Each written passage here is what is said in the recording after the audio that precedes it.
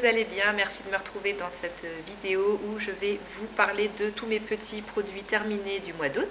J'ai une boîte qui est plutôt bien remplie ce mois-ci avec 10 produits et beaucoup de soins visage surtout. Donc c'est parti, je vais vous donner mon avis sur tous ces produits après les avoir utilisés jusqu'à la dernière goutte. Et on commence avec les soins pour le corps, je suis toute floue. La lumière n'est pas terrible aujourd'hui, je m'excuse, donc si je deviens floue par moment, c'est que mon appareil photo ne fait pas bien la mise au point par rapport à la lumière, désolée. Donc un seul produit pour le corps terminé au mois d'août, c'est une huile sèche sublimatrice bio de la marque Corinne de Farm, à la fleur de tiare pour visage, corps et cheveux. Ça je l'avais reçu dans une box, je ne l'avais pas acheté de moi-même. Et bon, ça c'est le genre de produit que j'utilise surtout en été. Que en été d'ailleurs, une fois que j'ai un peu bronzé pour sublimer le bronzage. C'est des textures qui sont sympas. La texture d'huile sèche là était vraiment très bien, ça laissait pas de fini tout gras sur la peau. Ça pénétrait très vite, ça restait vraiment léger sur la peau et ça permettait de sublimer un petit peu le bronzage. Mais par rapport à d'autres huiles sèches que j'ai déjà testées, c'est pas celle que j'ai préférée, il y en a des mieux je trouve. Et puis bon du coup ça m'a fait plusieurs étés quand même et l'odeur a un petit peu tourné là sur la fin, je sentais plus du tout l'odeur de fleur de tiare, ça sentait plus rien en fait. Donc on va dire que c'est une huile sèche plutôt sympa à utiliser assez rapidement quand même si on ne veut pas que l'odeur tourne. Mais bon après sinon ouais, ça fait quand même le boulot sur le corps, ça ne laisse pas de fini tout gras, tout collant. Je m'en suis aussi servi un petit peu dans les cheveux pour réhydrater un petit peu mes pointes. Ça fait bien le travail aussi. Donc voilà, pour moi bien, mais pas non plus le big coup de cœur. Donc je ne pense pas que je la rachèterai. Pas de produits capillaires terminés, donc on passe à tous les soins visage. On commence avec un tonique de chez Nivea dans la gamme Naturally Good. C'est le tonique rafraîchissant au thé vert bio. Je me servais de ça le matin sur un coton pour nettoyer, rafraîchir ma peau avant de mettre la crème de jour. Et c'est un super tonique qui fait très bien le boulot, je l'ai adoré. L'odeur de thé vert est vraiment très fraîche et ça fait un effet frais aussi sur le visage quand vous passez votre coton. Donc vraiment le matin pour réveiller sa peau en douceur, j'ai adoré. Ma peau l'a bien toléré, elle n'a pas fait de réaction particulière. C'est vraiment un très très bon produit, un bon basique à petit prix, pas trop cher. Et puis c'est une bonne contenance donc ça dure assez longtemps. Ça c'est un produit que je pourrais racheter sans problème. Ensuite un autre produit que je connaissais déjà, que j'ai déjà acheté plusieurs fois et que je pourrais racheter, c'est de chez L'Oréal, le démaquillant express yeux et lèvres. Spécial maquillage intense et waterproof, donc c'est le biphasé, donc à bien secouer avant de l'utiliser. C'est un démaquillant pour les yeux vraiment très efficace qui fait bien le travail, ça permet de retirer le maquillage des yeux sans trop de difficultés, je galère pas. Après bon, peut-être pour certains mascaras qui sont un peu plus coriaces, mais franchement ça va. Et sur le packaging c'est bien spécifié sans voile gras et c'est vrai, ça laisse pas du tout de fini tout gras, tout poisseux, ça ne pique pas les yeux non plus. Donc pour moi une bonne valeur sûre dans les démaquillants biphasés qu'on peut trouver en supermarché. Donc je rachèterai sans souci plus tard. Ensuite de chez Sephora, et ça c'est pas un produit que je rachèterai parce que je ne l'ai pas aimé. J'avais acheté ça pendant les soldes de l'été de l'année dernière je crois. C'est la gelée micellaire démaquillante apaisante pour visage, yeux et lèvres.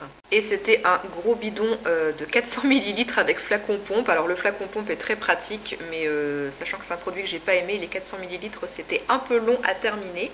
Donc du coup ils disent pour visage, yeux et lèvres. Moi j'ai d'abord commencé à le tester pour démaquiller mes yeux. Donc je mettais de la gelée sur un coton et puis je passais le coton sur mes yeux, mais ça marchait pas. C'était vraiment pas efficace, il fallait vraiment que j'insiste beaucoup pour enlever le maquillage, surtout le mascara, c'était vraiment très compliqué.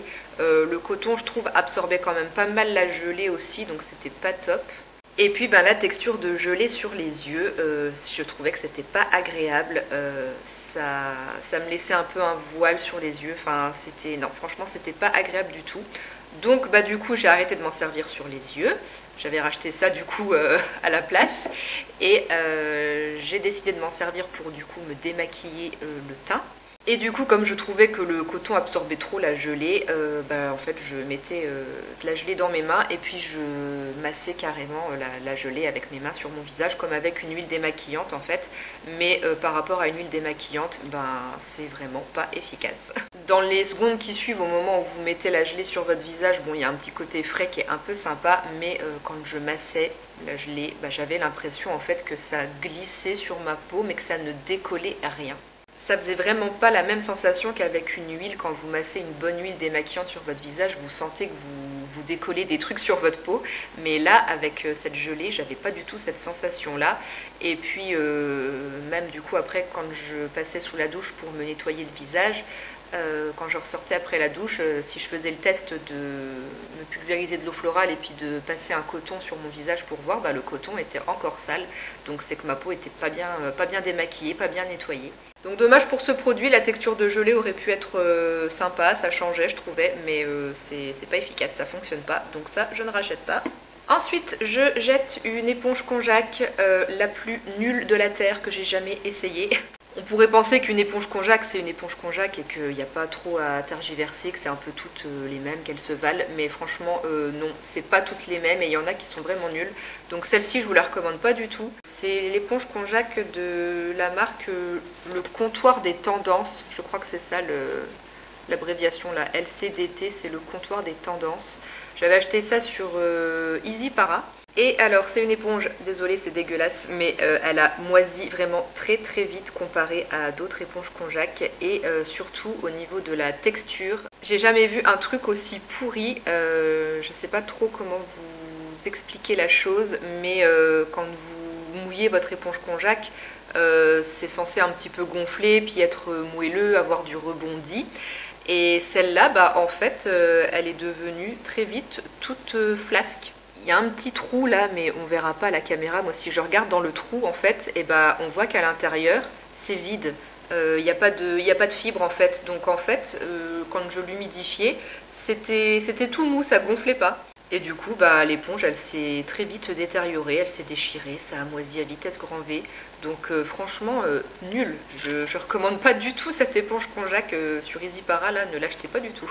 Ensuite, un gommage que j'avais reçu dans une Beautiful Box de la marque Estetica Pure Nature. C'est la crème gommante visage exfoliante.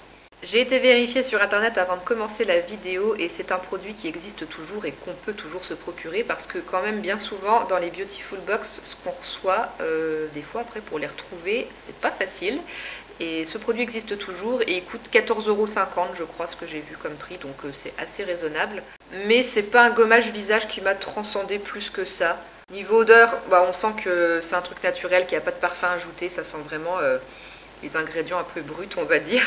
Et sinon, c'était un gommage qui se présentait, comme son nom l'indique, sous forme de crème. C'était une texture crémeuse blanche avec plein de petits grains, des grains assez nombreux qui grattent assez bien mais qui sont pas abrasifs sur la peau. On n'a pas l'impression de se décaper la peau. On va dire que ça faisait une petite exfoliation de surface assez douce, pas trop agressive pour la peau.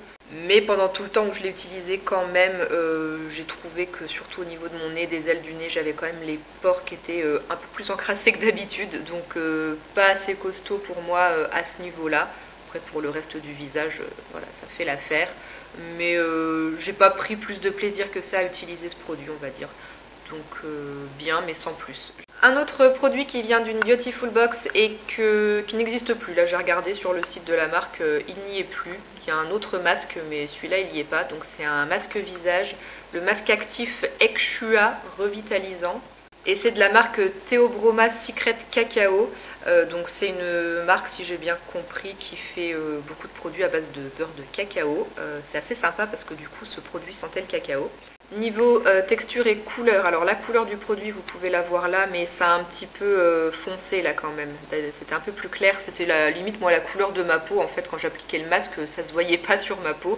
Une texture vraiment très liquide pour un masque. Ça la texture j'ai pas été trop fan et au niveau des effets ils disent que c'est un masque actif à utiliser sur peau sèche et qu'il faut laisser poser 5 à 10 minutes. Le masque chauffe légèrement. C'est tellement léger que moi j'ai absolument rien senti.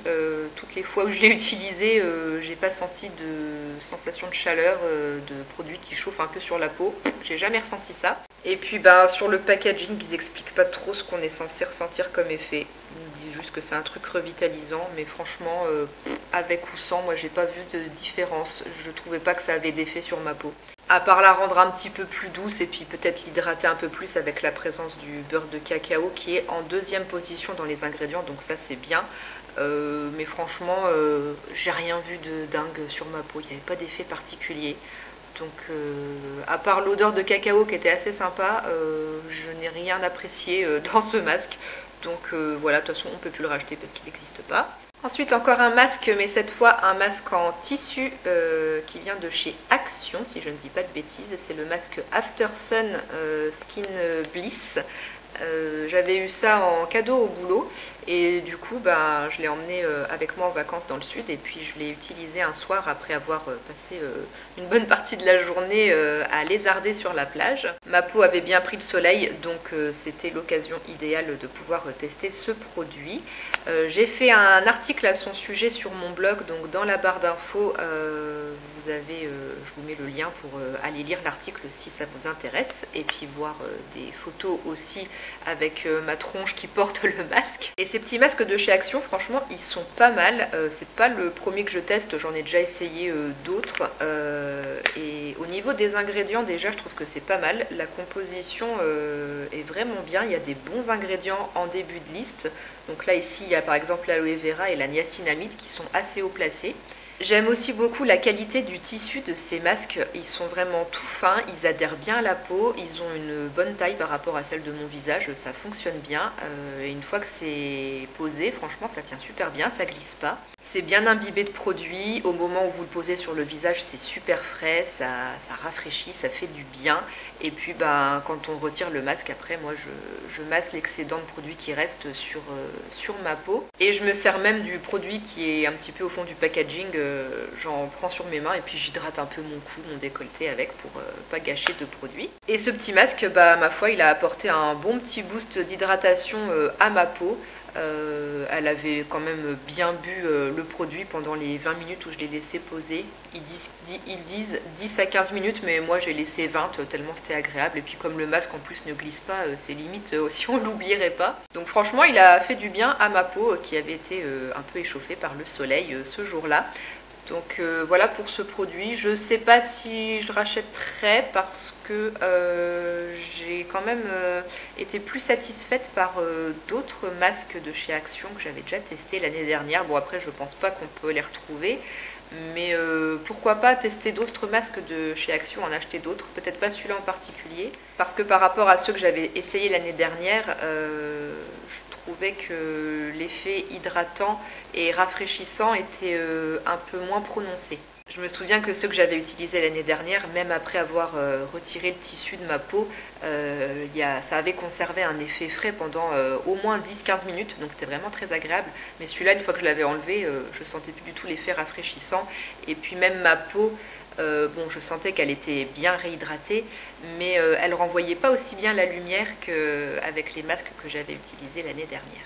Mais ça n'en reste pas moins un très bon produit pour vraiment pas cher, ça fait vraiment bien le travail. Donc voilà pour ce produit, si vous comptiez l'acheter, le tester, si vous avez envie, franchement vous pouvez y aller, c'est vraiment très sympa. Il reste deux produits dans la catégorie maquillage accessoire on va dire. Donc je jette tout d'abord une lime à ongles qui venait de chez Action, de la marque Max & More. J'avais acheté ça il y a des années, c'était un lot de 2 limes, il y en avait une plus petite que ça que j'ai déjà jetée il y a longtemps. Et puis celle-ci, ça y est, elle a fait son temps, c'est l'heure que je la jette aussi. Je sais pas si on peut appeler ça des limes à ongles en verre, mais c'est pas du tout une texture carton. Moi je préfère ces limes là que les limes en carton. Je sais pas vous, mais les limes en carton, moi quand je passe ça sur mes ongles, ça me donne des frissons. Avec ce genre de lime là, ça me le fait moins cette sensation. Donc voilà, après c'est une lime à ongles, c'est un truc tout bête, mais c'est pas mal je trouve. Je sais pas si je peux encore exactement trouver celle-ci chez Action, faudrait que je regarde. Là je l'ai remplacée par une de chez Kiko qui est dans la même matière. Mais à l'occasion, chez Action, il faudra que je regarde si je peux retrouver ce style de lime. Et le dernier produit, c'est un échantillon de la base à paupières de chez Urban Decay, la Primer Potion originale. Un produit vraiment très connu. Moi, c'est la toute première base à paupières que j'ai commencé à utiliser quand j'ai appris qu'il existait des bases à paupières pour faire tenir ses fards. Donc petit moment nostalgique qui me fait repenser à mes débuts de beauty addict en 2012 quand j'ai vraiment commencé à m'intéresser au maquillage et à découvrir l'existence de ce produit en particulier qui fait vraiment bien son travail, qui n'a pas pris une ride. Franchement, ça marche très très bien. Moi, quand j'utilise cette base, mon maquillage tient vraiment du matin au soir. C'est extrêmement rare que les fards se barrent dans le pli de paupières et si ça arrive, c'est vraiment très très léger. Dommage que Urban Decay ne soit plus vendu chez Sephora et en France d'ailleurs, je crois. On peut encore se la procurer sur le site Look Fantastic peut-être. Mais bon, c'est quand même plus compliqué, je trouve, de trouver les produits Urban Decay maintenant, c'est dommage. Mais cette base, franchement, elle est top. Voilà pour les produits que j'ai terminés au mois d'août. J'espère que les avis que je vous ai donnés pourront vous aiguiller dans vos futurs achats ou du coup vous éviter justement d'acheter ces produits. S'il y a des choses que vous avez vous aussi testées parmi ce que je vous ai montré aujourd'hui, n'hésitez pas dans les commentaires à me dire ce que vous en avez pensé pour qu'on puisse comparer, voir si on a le même avis dessus ou pas. Un grand merci pour avoir regardé cette vidéo jusqu'au bout et puis je vous dis à bientôt dans une prochaine vidéo. Ciao!